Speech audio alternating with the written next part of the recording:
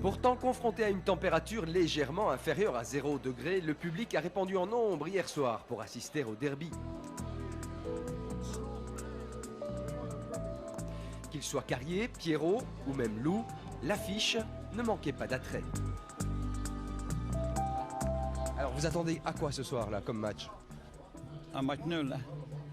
Dans votre cœur ça? Oui, à mon avis. À mon avis. Et votre petit secret pour ne pas avoir froid? Moi, pour pas avoir froid, mon Dieu, on se resserre. Vous n'avez pas une petite fiole dans votre poche avec... Non, rien de tout. Non. C'est un bon match, merci. Allez, merci. Oui, il faut gagner. Côté terrain, c'était surtout le grand soir pour David Descamps. Ex-Lou, ex-Pierrot, pour le gardien sonégien, le moment était très spécial. Qui plus est, le jour de son 37e anniversaire, magique. Bon, c'était un grand plaisir, ce n'est que du bonheur. C'est du bonheur, franchement, c'est chouette, c'est chouette. Trouver les repères aussi? Ouais, est-ce que le terrain est gelé dans le goal? Sur le côté, non, mais dans le goal, il est gelé, donc c'est pas facile. Alors il va falloir oublier les sentiments ce soir. Ah ouais, aujourd'hui, on oublie tout, 90 minutes à fond et on verra. Est-ce que tu as bien dormi? Est-ce qu'on n'a pas trop peur de la casquette, comme on dit dans le jargon? Non, si on a peur, non. Un petit peu, on y pense un peu, mais on va commencer le match relax, on verra bien. À l'approche de 19h30, le combat pouvait commencer. En la matière, Carmelo Ballone connaît la musique, à quelques jours de disputer son championnat d'Europe. Place maintenant au foot. Qui de Varnier ou de Zarbo aura le dernier mot? La réponse est imminente. Le résumé, c'est dans une poignée de secondes. Allez, bon match, les gars. Bon match. Voilà, le décor est donc planté. Place maintenant au résumé de la rencontre qui vous est commenté par Olivier Loire. Avec une faute, un ballon récupéré, non. Delvienne, il est parti Delvienne, attention, le tir de Delvienne. Enfin, une intervention digne de ce nom dans cette partie qui a débuté à 20 minutes et c'est un arrêt qu'a dû effectuer Mathieu Hendrick sur ce ballon récupéré par le buteur de Soigny. J'ai mes collègues ici sur le banc de presse qui me disent que c'est Leroy qui a tenté ce tir. Alors bon, on mettra ça à l'actif du numéro 10 de Soigny, mais c'était dangereux quand même. Voilà, première action dans ce match et on la notera du côté de la colonne des visiteurs. On joue rapidement avec Mérir en 1-2, c'est bien fait en direction de NDI. Il faudra se dégager du côté de Soigny, ce qui n'est pas fait. Oh, quelle intervention de Descamps là sur ce tir. Je crois que c'est NDI qui a tenté sa chance là et c'est pas terminé si ça sort. Mais Descamps a de beaux restes, même à 37 ans puisqu'il fête aujourd'hui son anniversaire. Eh bien, il vient de sauver une première fois son équipe alors qu'on en est à la 22e minute. Un match qui s'anime enfin. Karakilic, oui, devant, ça pourrait être bon pour Delvienne. Ah, il a manqué quelques centimètres. Un bout de bottine pour le meilleur buteur sonégien, pouvoir inquiéter Mathieu Hendrick. Oui, l'ouverture pour Menten. Un des premiers dribbles de Menten dans ce match. Il est passé, bien entendu. Première action de Rémi Menten et la défense sonégienne qui est tombée dans le piège. On a tendu la jambe et logiquement M. Noirom qui indique le point de pénalty. On joue depuis 20 minutes dans cette rencontre et la possibilité pour les Pierrots de prendre l'avantage au marquoir. Et c'est Rosier qui va se charger de donner ce coup de réparation et c'est dans le but. Igor Rosier, 10e rose dans ce championnat. Et voilà donc les Pierrots qui passent devant au marquoir.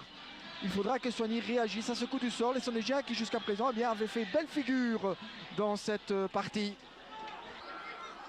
Oui, un ballon qui passe au-dessus de tout le monde. Oui, c'est bien remis là. Le tir de gauche, hein, non. Et il s'en veut là.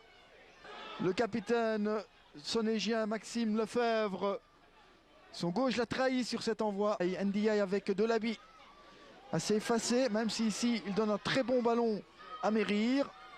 Mérir qui parvient à centrer. Oui, il y a un penalty là aussi. Ah oui, ça c'est sûr. Une faute de main. Et l'arbitre était dans le dos du joueur, mais on est persuadé que Stéphane Battard a touché cette balle du bras. Un long ballon vers Mérir. Repiqué, le tir de Delaby, violent, puissant, mais trop enlevé. Et beaucoup de pressing de la part des Sonégiens. Et ça leur profite puisqu'ils ont pu récupérer ce ballon avec une excellente ouverture. Karakilic, qui se loupe lamentablement. C'est décevant parce que l'ouverture était lumineuse de la part de Jérôme Leroy qui avait vu son attaquant partir. Et là, Karakilic s'est loupé face à Hendrik qui n'a même pas cadré. C'est un peu dommage. C'était l'occasion de revenir dans cette partie juste avant le repos. Avec Moukoko qui s'enfonce, qui ouvre vers Menten. Bien joué. Le centre et la tête d'Igor Rosier encore bien placé au point de pénalty. 45 minutes au chrono depuis le début de cette partie. Et un coup franc intéressant peut-être avec Descamps qui relâche cette balle. Et c'est facile là pour le numéro 12, Rémi Menten, qui n'a plus qu'à conclure. Donc un coup franc ras de terre, c'est difficile à prendre pour Descamps. Et Menten calmement, qui est donc l'auteur du pénalty en première mi-temps ici qui offre le deuxième but juste avant le repos. Voilà donc cette équipe d'Aine Saint-Pierre placée sur du flour avant de rentrer au vestiaire. Delaby, ah oui, ça joue vite, un peu à la manière des rugbymen. On enchaîne les passes et Menten le centre pour Rosier. Mérir qui cible, non, ça passe à côté. Et attention, Mérir qui peut repartir dans l'autre sens avec un appel de Menten. Rosier dans la foulée qui va pouvoir redresser ce tir. Ah oui, à Rosier, il ne faut pas lui donner 3 occasions comme ça, une suffit. Et il inscrit donc son 11e but dans ce championnat. Une simple accélération et voilà Soigny KO debout. Descamps n'a pu rien faire, petit filet. C'est donc 3-0 et on rejoue depuis à peine 10 minutes dans cette deuxième mi-temps. Oui, Delaby en relais, le tir de Delaby et Descamps qui doit encore une fois s'employer pour éloigner le danger. Un ballon qui a rebondi juste devant le gardien. Ah, il n'y en a plus que pour les joueurs d'Aine Saint-Pierre à présent. Piolo pour donner ce coup de coin. Point de pénalty, reprise et ça tombe sur la latte. Ah, il y avait de quoi inquiéter là.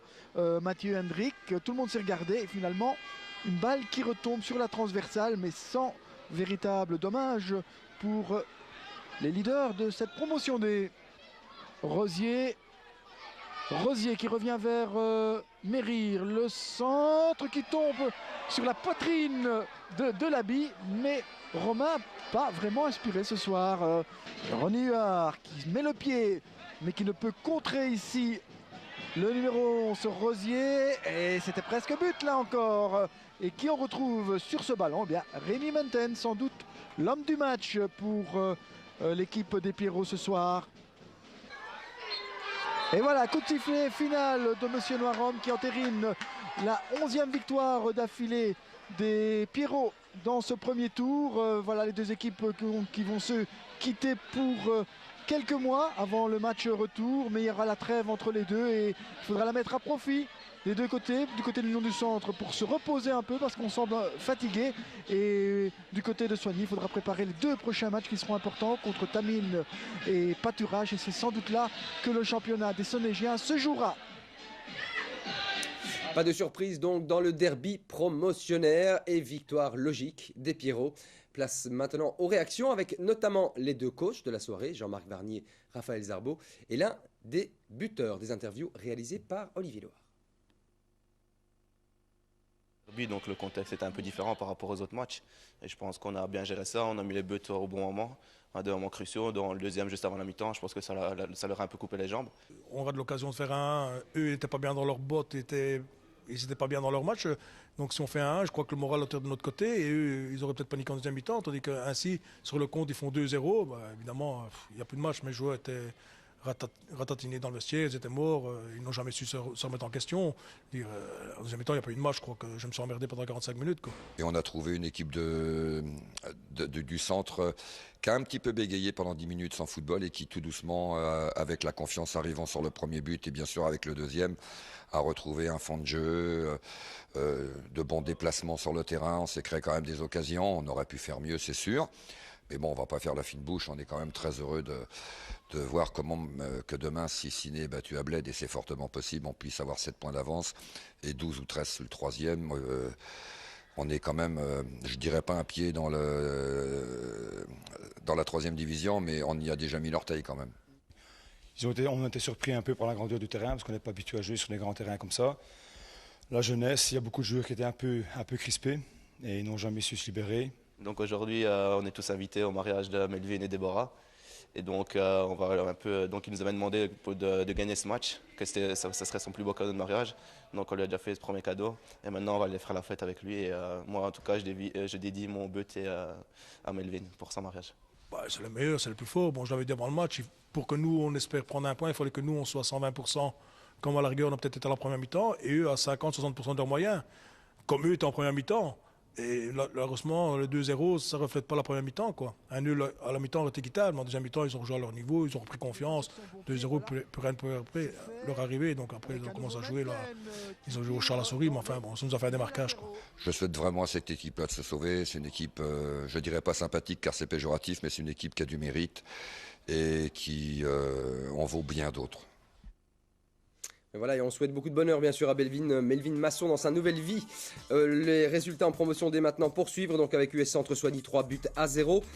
Bled, justement, on en parlait dans la séquence. Bled Ciné, le match de la journée, a tourné à l'avantage de Bled 2-0. Très bonne nouvelle donc pour l'Union du Centre, et les vœux de Jean-Marc Varnier sont désormais exaucés. Succès ensuite pour Pâturage et Malmoun Daria. Fémonville l'emporte en déplacement 1-4 contre Couvin. Et puis enfin, Bertry s'impose nettement face à Jamoigne, le score 5-2.